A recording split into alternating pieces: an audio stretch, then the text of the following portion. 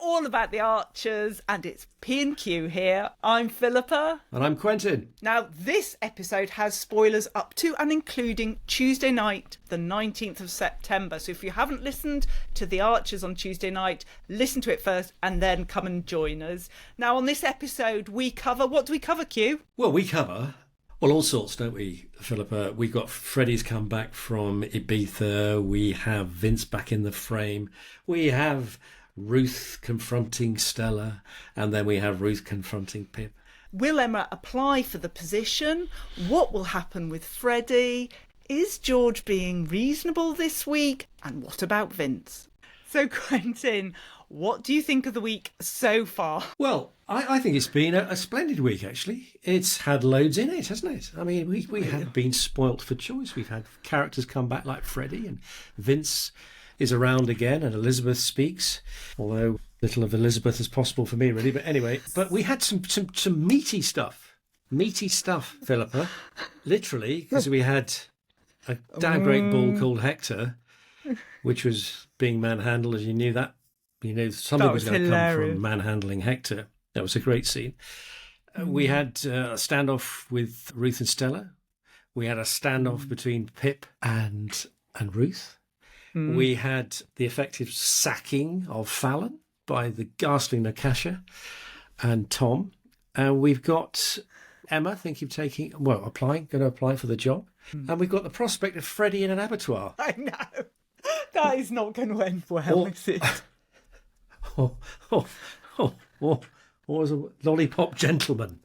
Elizabeth was so scathing when he was looking at jobs. He's only been looking for jobs for, 48 hours now. And already he's thinking this is the end of it.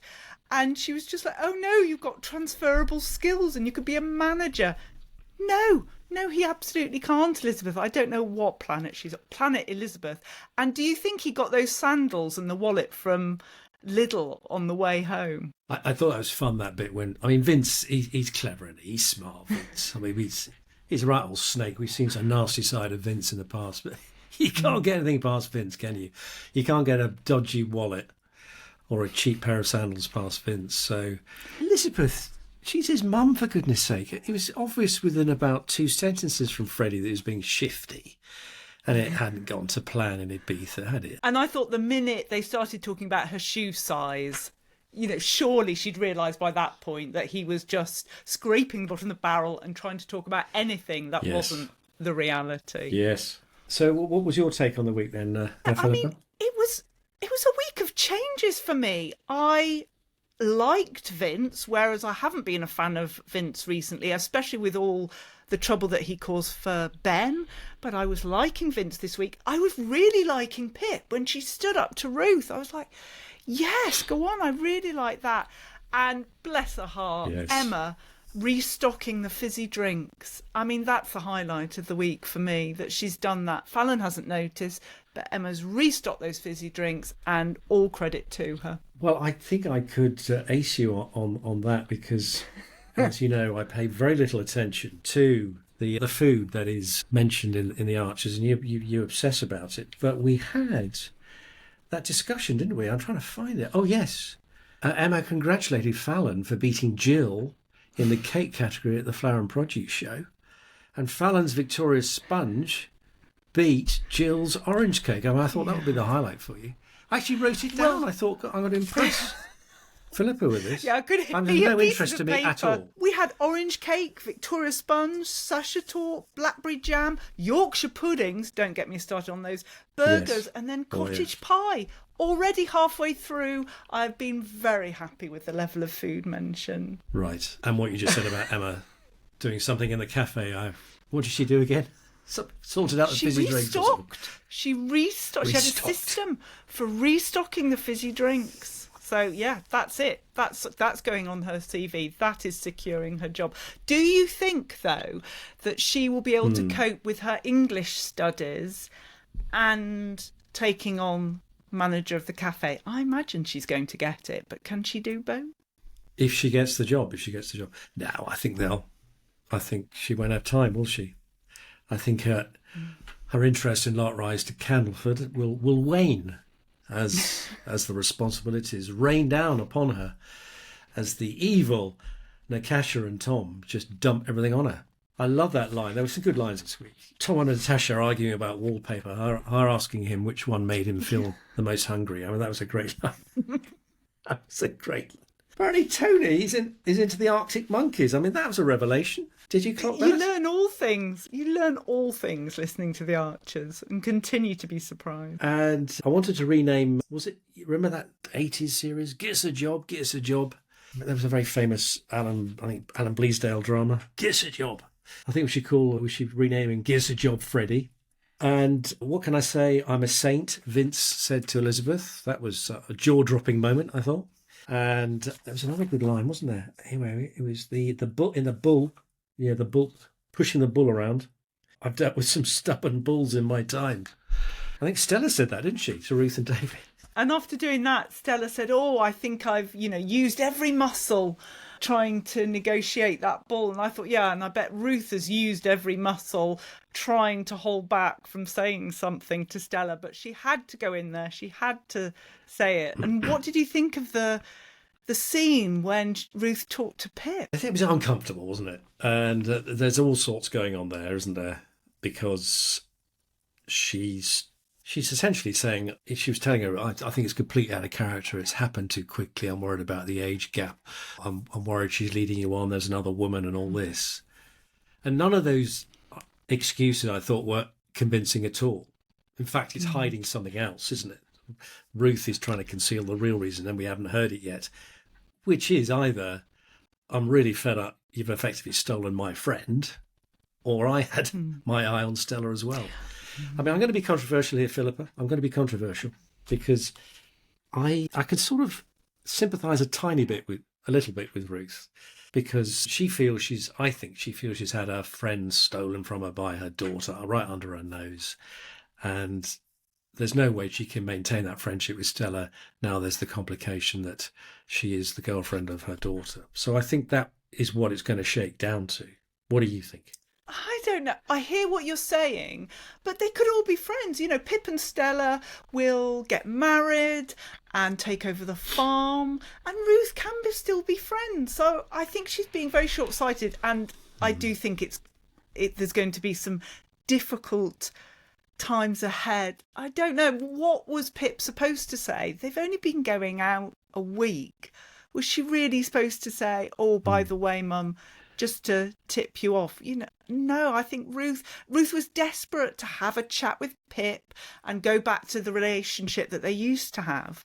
But she's just knocked that out now. It's not possible. I mean, we often moan that things take too long, don't we, in the Archers? Or things are too over-accelerated, like people's recovery from mental illness and so forth. But I think, as you say, it's only been a week. I mean, they're entitled to hold back until they're ready, which Pip said. She said, it's all been so quick. We're not ready to tell people. If Ruth said, which person in Ambridge hasn't seen you kissing? Oh, that was quite a funny line. But there's a lot more to go in that, isn't there? And I wonder, I think it's could adversely affect their long-term relationship. And for once, Pip stood up for herself and said, I am a grown woman. Yeah. I'm going to make my own decisions. I mean, for once, she sort of took off the child's shackles that burden her when she's at Brookfield, and actually stood up as an independent woman and said so. I don't need you to worry about me. I'm going to be fine. Does it actually matter if Rosie has seen them kiss? I mean, I don't think it's that big a deal, or am I? As you've pointed out before, she's seen far worse. Yeah. Even if she saw them, it'd be through sort of sleep-heavy eyes as well. Easily sort of say, "Oh, I don't think you did, Rosie." I thought that strong line from Pip was, she said, and it was a good bit of acting from the actor. She said, "Yeah, I'm fine," and then her voice cracked, didn't she? "Until you did your best to ruin things and make me feel bad about something I absolutely should not feel bad about." And I thought that was a very poignant and well-written line, and well-delivered as well. But that is going to be the basis of a lot of problems between those two. Okay, do you fancy defending the ghastly Nakasha? I make a cup of tea. I am a fan love Natasha. I like her because she's different and fresh, and that she does seem to have some business acumen. Well, I thought that up till tonight, but this wallpaper making you hungry, it just seems farcical to me, and I want it to be a success. And I want Fallon to... I was shouting, Fallon, just apply to run the cafe at the charging station. You know, that's all you need to do. You could be better off there. Well, hopefully this will happen, won't it? I thought, to be fair to the ghastly George, he's shrewd. He's read The Archers, hasn't he? He's read them like a book, and he gave good advice to his mother, didn't he? About, look, they won't want anything to do with it. You can be totally in charge. Go for it, Mum. You've got all the skills. And to be fair to Emma, she hadn't seen pound signs in her eyes. She was being very loyal to Fallon. But once it was laid out to her by George, convincingly, and he has been convincing with other characters in the past, he's not stupid. He's scheming, but he's not stupid. He's convinced his mum to apply. So I thought, it's been so far this week, we've had a widespread, haven't we? We have. It's building up to some good storylines. We've got some predictions coming up, but I won't spoil it now. But I mean, I hate the line that I hate most when people are shafting somebody else. Oh, it's not personal; it's just business. Yeah. Of course, it's bloody personal.